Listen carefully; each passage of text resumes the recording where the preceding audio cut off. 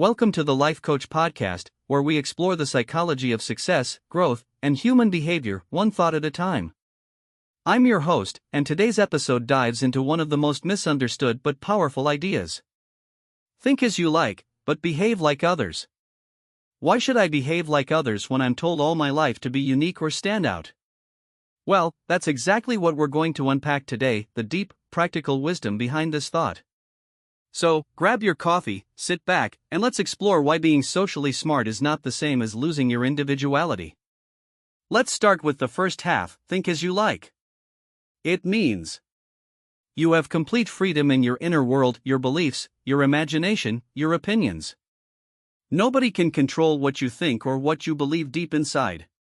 Your thoughts are your private laboratory where you analyze, reflect, dream, and even disagree with the world.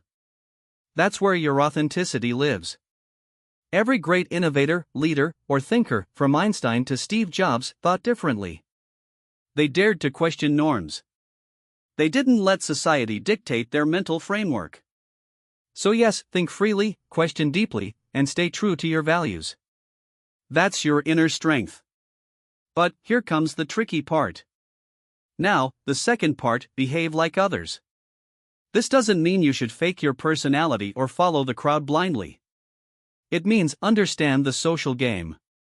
Society runs on shared rules, unspoken norms, and expectations.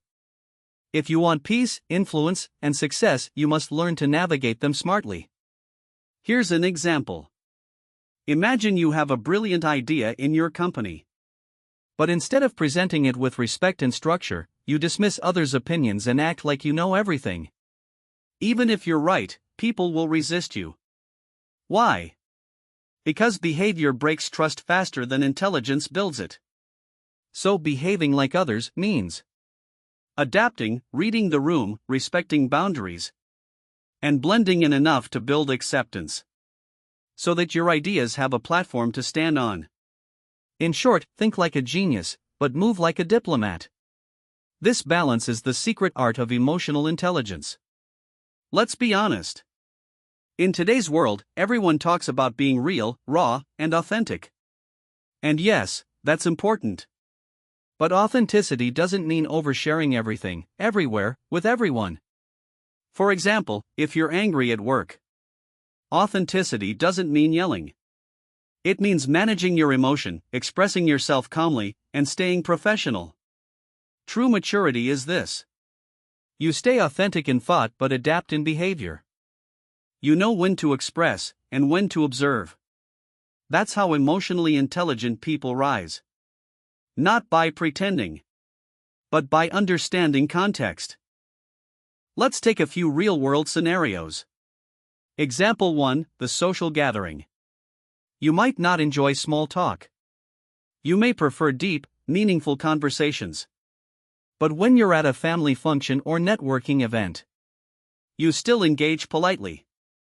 You smile, listen, and make others comfortable. That's not being fake, that's being socially wise. Example 2, the workplace. You might disagree with your manager's method. But instead of arguing publicly, you express your view in private, with respect.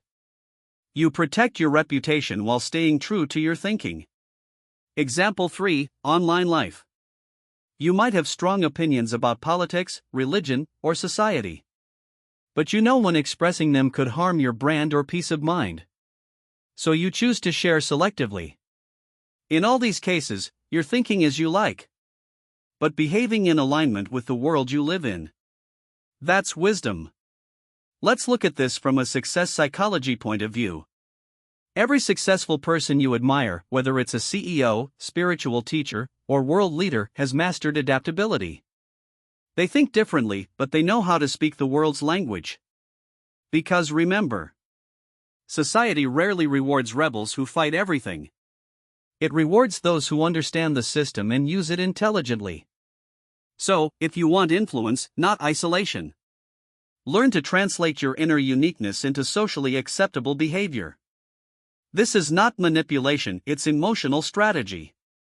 It's the art of presenting your best self without betraying your true self. Let's make it practical. Here's how you can apply this principle every day. Pause before reacting. Ask yourself, is my reaction serving my ego or my purpose? Read the room. Notice the tone, energy, and openness of people before speaking your truth. Express wisely. Choose the right time, tone, and words. Remember, delivery is everything. Stay observant.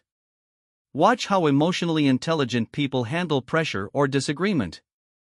You'll learn more from their silence than from anyone's speech. Preserve your inner world. Think freely, journal, meditate, read, build your private mental sanctuary. That's where your originality stays alive. When you master this, you become what I call the balanced mind. Unshakable inside, adaptable outside. Here's the deeper truth. Most people either think like everyone else and behave rebelliously, or think differently but behave rigidly. Both extremes cause chaos. But the wise person, the leader, is one who thinks independently and acts harmoniously. This creates what I call silent influence. You don't have to shout your uniqueness. People feel it through your calm, composed energy. You become powerful because you're unpredictable yet peaceful. Different but not disconnected. Strong but not stubborn.